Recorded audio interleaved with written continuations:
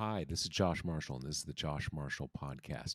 This is a special micropod edition of the Josh Marshall Podcast. We're recording on Friday, just doing a quick impromptu episode of the show. And what we're going to talk about is, trying to find out where different senators stand on passing this Roe bill and also suspending the filibuster rules to make it possible for it to get an up or down vote. We've been talking about this a lot on the site. In case you're not a TPM reader, just wanted to give you a basic sense of what we're talking about. So there's been a number of things have happened in the last 48 hours or so, and we're going to run through those quickly. Kate Rika, my co-host, and I, and specifically some of the work that Kate has done on trying to find out specifically where people stand, calling up offices and so forth. We've been kind of working together on that or exchanging notes. So we just did a post and we were sort of going through, what responses has everybody given. Now, yesterday, Kate reached out to a number of Senate offices in the morning. Yesterday afternoon, Senator Feinstein released a statement saying, she's down with it. She's on board, Mhm. clarified that.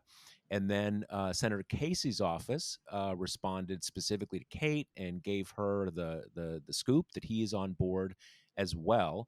And so those we know, those were, we both reported those yesterday on the site. And now we're going to talk about the other responses or non-responses that Kate got. So, Kate, let's go through the list first of who all did you reach out to yesterday? Yeah, so Feinstein, Casey, Angus King of Maine, Chris Coons, um, John Tester, and Mark Warner. Wait, Mark Warner or Kane or Senator Kane? Is it Warner? Maybe I was Both. confused. Oh, both of them. Okay, Mhm. got it. All right, so we just did a post on King. So King's office they just haven't responded yet. Like you got in touch with them, but they're just kind of crickets for the moment. Mhm. So let's go through, and then there were a few others who, and it's important. I don't want to make excuses for anybody, but Congress is on recess right now, and sometimes the member just jets off to somewhere, or they're with their family or something like that, and staff isn't all in the same place. So sometimes it's harder for staff to get a clear answer. Mhm. But as I just said in like a post, like this isn't the barley subsidy on the new ag bill, right? Mhm. This is a pretty big issue right now. So which are the ones that just you haven't heard back from at all? So, haven't heard back at all from Tester, Coons, Warner. Um, let's see. I think that's all. Yeah, well, it seems like that just leaves Kane for of what Right. we've heard from the different people. So what happened with Senator Kane? This is a junior senator from Virginia. Yeah. So for Kane, we got a response from his spokesperson who kind of sent it in two parts. First, a statement in Kane's voice where he says, "I've supported filibuster reform to make the Senate work better for all of us, but our efforts to do that earlier this year didn't have the votes. Right now, I'm focused on finding bipartisan common ground to codify the right to choose, which the vast majority of Americans support." So I kind of like pushed on that a little bit to be like, "Okay, great, thanks. Am I reading this correctly to take away that, Kane would prefer a bipartisan, road to codifying abortion rights, but that he will vote for a filibuster carve out if it's necessary to pass abortion rights." And then the spokesperson responded with, "Senator Kane supports returning to the traditional Senate talking filibuster, which always allowed passage of legislation following full debate by a simple majority." So it didn't really address kind of the specific thing that we're doing this exercise for, which is, trying to link amenability to filibuster reform specifically for codifying abortion rights. And just to be clear, one of the things that, as Kate says, that we're trying to do here is to get things down to very specific deliverables, so there's not ambiguity and you know what the traditional. I mean, I know what Senator Kane's talking about. It used to be that basically the way the filibuster worked in most cases is you could gum up the works for a while and you could just sort of hold the floor, but you couldn't do it forever. Eventually, a bill is going to get a vote. Um, but that's kind of vague. And the talking filibuster doesn't have a really specific meaning. And what we're talking about here really is at the end of the day, and by end of the day, we mean like after a week or two, that this bill is going to get an up or down vote, a majority vote. If it takes a week when, I don't know, Ted Cruz wants to stand up and read the phone book for a week, like, Mhm. okay, that's not my cup of tea, but like, whatever. We don't care about that. We're talking about does it get an up or down vote? And with Kane, it's like, I think we both think he's probably going to be there. He was on a voting rights bill earlier this year, but it's not clear cut. And in political terms, that's just people need clarity right now. They need total clarity. Yeah, I think this is a key point that we discussed before we started recording. But, we're not trying to suggest with any of this that like Tim Kaine is the new Joe Manchin. Kind of the behavior that Manchin and Cinema exhibit is it's extreme. It's kind of wildly out of the mainstream, and most Democrats in the party are solidly within the mainstream. So the question is not so much will Tim Kaine be the last remaining senator who prevents abortion rights from being codified when there's an avenue to do so.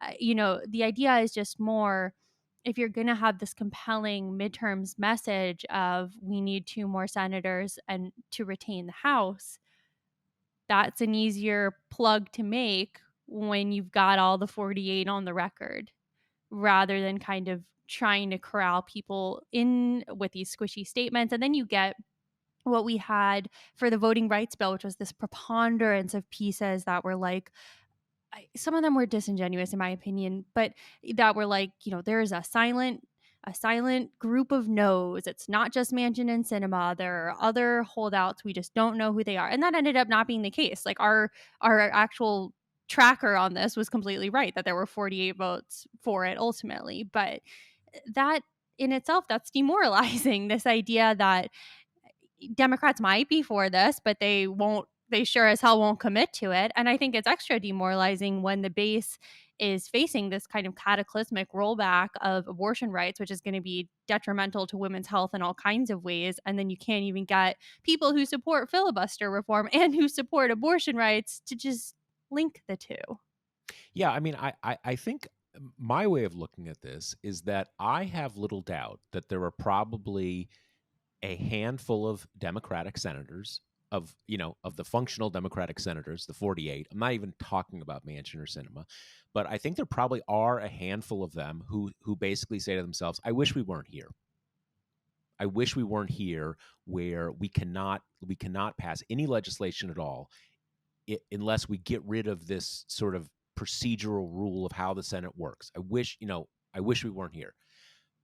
I buy that, but I'm pretty sure that 48 of them, when they are there, they are not going to be willing to say, abortion rights are great, but man, filibuster, that's where that's my thing. That I don't think that's going to happen, but you do need it to be in political terms. You need it to be clear. And the other point is, it's not just a matter of, what works in a political campaign.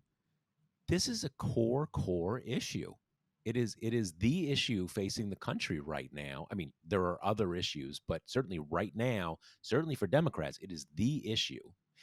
And voters are owed just a really clear position. At the end of the day, are you going to let this get an up or down vote? That's not, that's not being pushy. Everybody should get a clear answer.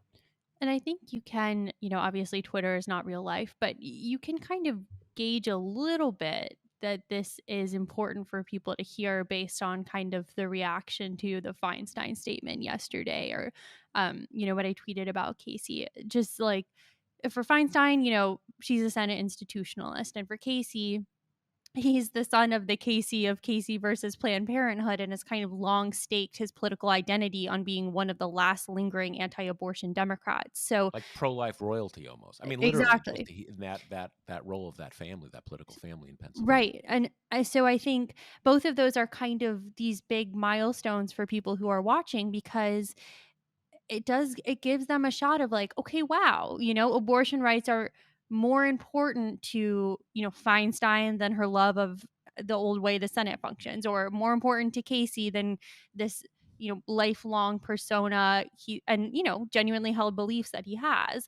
And I think that fires people up a little bit, because it feels different than what the Democratic reaction has felt like a lot, which is kind of, oh shucks, well, we were sure unprepared for this one. What a bummer. Or like, we're gonna keep fighting, Yep. kind of like, okay, like keep fighting, but are you gonna win ever? Right. Like, is that possible that's gonna happen?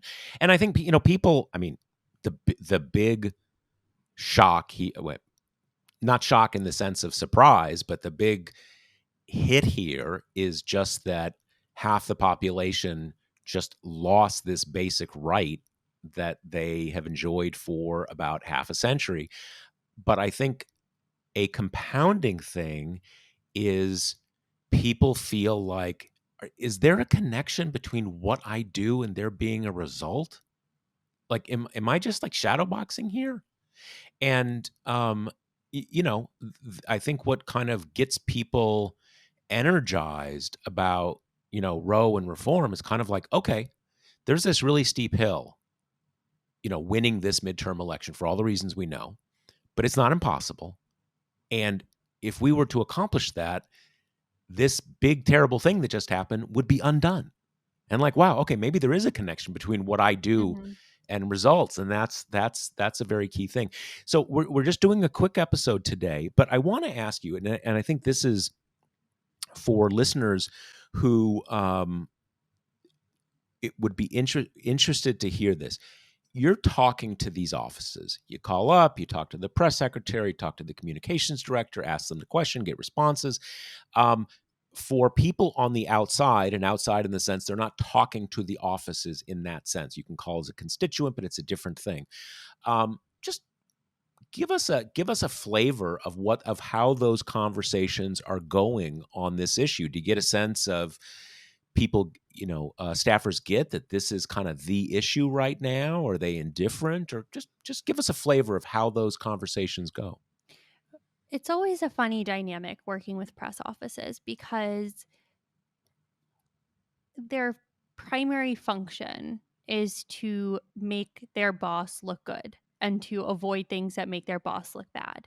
And as we discussed on our full length pod this week, senators do not like having their wiggle room tugged out from under them. They like room to maneuver whether or not they think they're going to have to use that room.